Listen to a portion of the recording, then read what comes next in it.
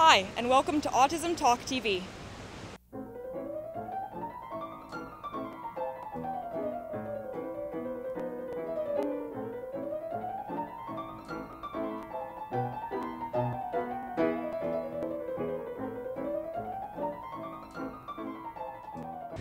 Shonda Schilling spoke with me about her new book.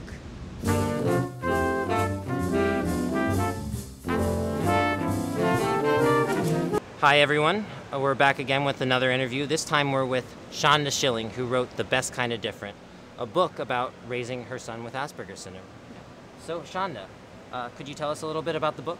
Well, the book, I never planned to write a book, and what happened was I wrote a speech, and it took me a while. It took me 2 years to come to terms with the life that I was going to be, the mother that I was going to be, and so I wrote this speech from the heart about being sad and scared and feeling guilty for yelling at a child who never deserved to be yelled at. And someone sent this speech to HarperCollins, and they said, if you write a book like you wrote that speech, we would love for you to write a book for us. So it was sort of, I'm like an author's worst nightmare because it accidentally happened to me. And there's so many brilliant people out there who are pushing to write a book, but it truly was an accident that it happened. Tell me about your family. Well, I have 4 kids. They're 16, 14, 11, and 9, and my 11-year-old was diagnosed when he was 7 years old with Asperger's syndrome, which was a word that never entered my vocabulary. I never had any idea that it existed. I didn't realize the spectrum of autism was so big, and so it's really, it was a life-changing in so many ways, but in such a much better way than I ever expected it. What has the reaction been to your book? It actually has been all positive. From kids who are on the spectrum who say, laughing, I know what you're talking about, I get that, I'm like that, to parents who say, you just changed the names, you've written our family story, and then you get the kids who weren't diagnosed until they were older who say, you know what, I was always mad at my parents and now I understand it. I understand that they just didn't get it, they didn't understand, and they were doing the best that they could. If parents got one thing out of your book, what would you want that to be? To let kids be kids and stop trying to push them to be perfect, because there is no perfect child, there's no perfect parent. That's a big myth, and to really look before we judge children, because my generation didn't go to school with any kind of different, and so difference is not always so different that we can't learn from it and be better people from it. Now, I know that your child has Asperger's syndrome. Right. And what's his name? Grant. Grant. Okay, and how old is he? Grant is now 11 years old. He's getting ready to go to middle school. And what was the first thing that you thought when you got diagnosed? My first thought was, I don't understand. I thought I knew what autism was, and I didn't understand how big the spectrum was. But it was actually a couple emotions. One is just guilt for yelling at him. 2 was complete fear of what kind of mother I was going to become. Scared of what the future was going to be, and just worried. I was worried.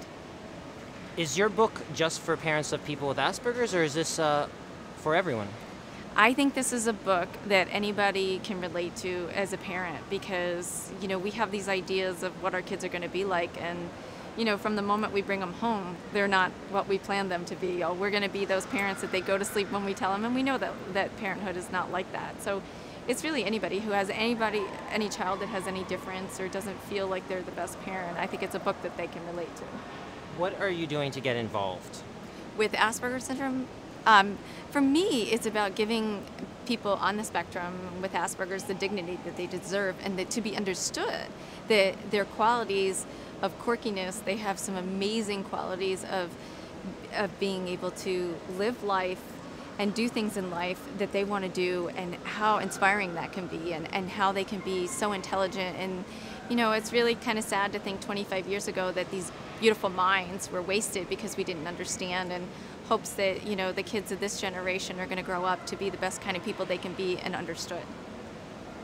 And are there any events that you're doing to raise awareness?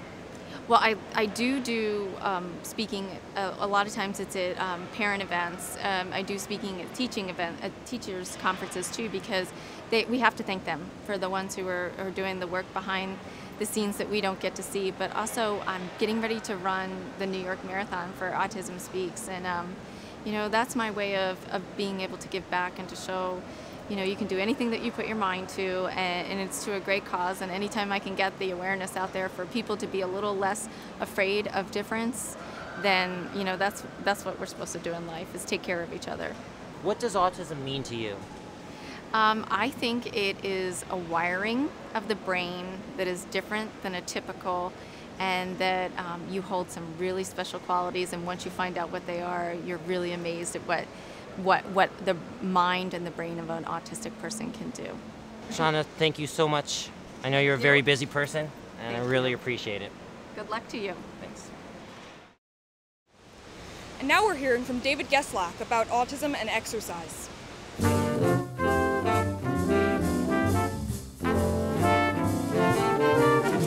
Hi, I'm Jack Robeson. We're here in Orlando, Florida at the ASA conference, and this is Dave Geslak. We're here to talk about autism and athletics and exercise. Yeah, thanks for having me. I appreciate it. I'm excited to talk with you guys a little bit. Well, thanks for being willing to be interviewed. Yeah.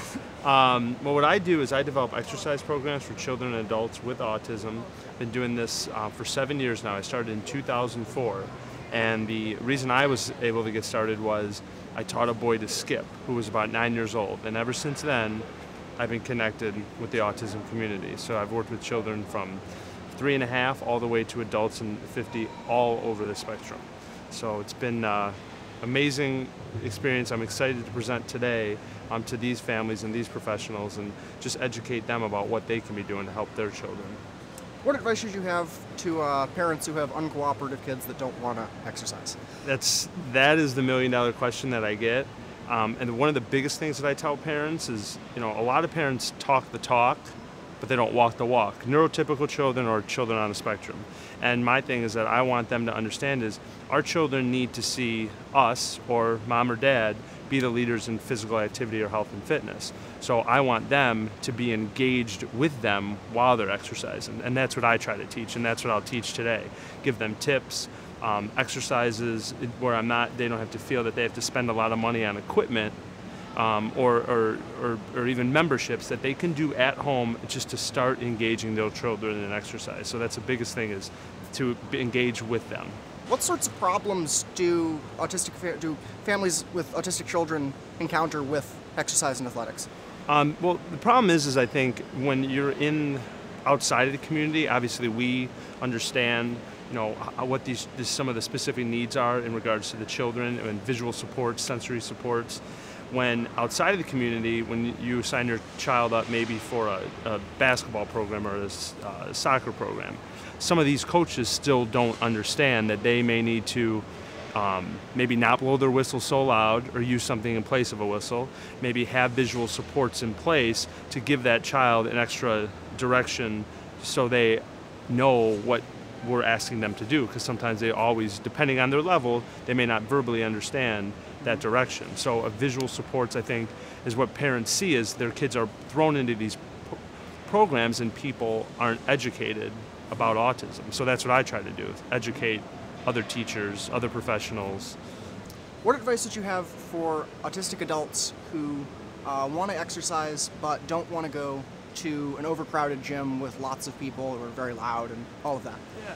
Well, the one thing I think that we can, that maybe depending on their sensory integration, if they can use an iPod and some type of music, maybe that would help with the sound to put them in kind of their own world and let them use that. If they feel overcrowded, there's plenty of exercise that you can do or a parent can do to teach your child outside of a gym setting. And that's what I try to teach, is that because one, sometimes the finances are tough on the families to have that extra gym membership, but two, it's to do these things outside. So there's plenty of exercises like running up a hill, for example, a lot more challenging than just running on flat land. I show a whole thing like in my video and in my book with ladder patterns and things that are going to challenge them physically, but also cognitively. And there's so much swimming that has a huge sensory integration for the kids that a lot of people like. I think the biggest thing is trial and error. Some parents may think, well, my boy, he's supposed to like football or he's supposed to like baseball. Well, he may not, and a lot of kids don't like sport. So what I got to do is try to teach parents all these other things that they can do just to keep the kids active. And What resources do you have to offer to parents who are looking for assistance? One of the things I have is a book and a DVD, and today I have my DVD with me. And one thing that we were talking about earlier is the importance of visual supports. So the DVD, what's important about this is it comes with a visual schedule. And the reason I did that is because a lot of kids need, or adults need, to know what's happening next in their routine, or maybe what we're asking them to do. So, and the DVD itself, now this isn't meant for a child or adult to put the DVD in and just watch it and do it. This is meant for mom, dad, parent or professional, or educator to watch what I'm doing with the children and then do that with their son, daughter, or the children they work with. It's not just a pop-in movie. So. Well, thanks for sharing this with us, and I have to exercise more. Nice meeting you. Thank you so much.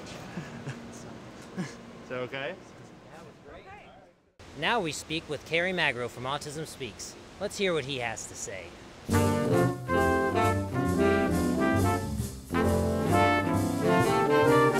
Hi, we're in Orlando, Florida at the ASA conference with Carrie Magro from Autism Speaks. So Carrie, what do you do at Autism Speaks? I know you're a social media consultant, but what does that entail? The social media consultant job pretty much entails that I do a blog every 2 weeks for the Autism Speaks official blog, along with any other social media stuff that they would like me to do via their Twitter page, via Facebook page. Pretty much just doing social media and just trying to get the word out about Autism Speaks. Why did you become involved with Autism Speaks? I started to get involved with Autism Speaks in my sophomore year at Seton Hall University, so a few years back. And what I pretty much decided was that I really was into community service in high school and my freshman year of college. So I started going to the Autism Speaks walks, and I really got involved with them. And after a while, after going to a few walks and after going to a few receptions, they started to notice me. I was very open to them. I told them that I was an individual on the spectrum, and they asked if I would like to work for them. So I started talking to a few people, and that's how I got into the social media business. So Carrie, when were you diagnosed with autism? I was diagnosed with autism when I was 4 years old, and I was diagnosed with PDD-NOS, which is pervasive developmental disorder not otherwise specified. Why do you find your work at Autism Speaks so important? I feel like it's very important, pretty much just on the aspect of awareness as a whole. Every day now we are learning more about social media, and we are learning about different aspects such as Facebook and Twitter and everything. And what I really want to do through my work is I just want to get the word out about autism to as many people as humanly possible.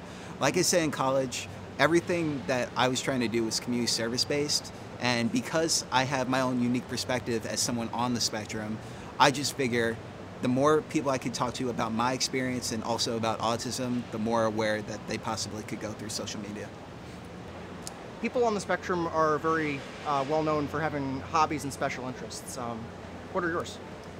One of my big interests has been, and for the past few years, has been just writing in general.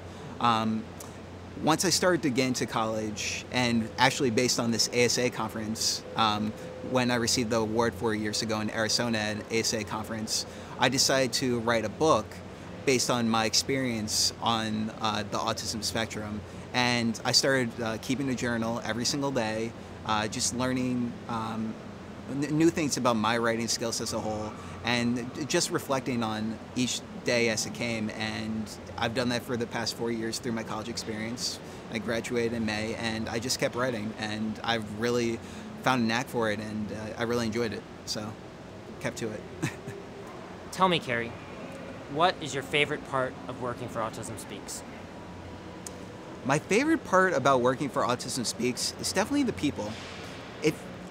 The whole sense of autism right now is the whole sense that we are building a community that's accepting towards autism, and we're really building towards that.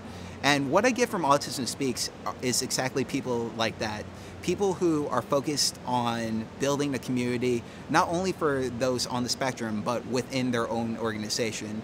I can tell you so many people who have influenced me so far, and who have pretty much became my little second family, and that's really been the best sense of the job so far.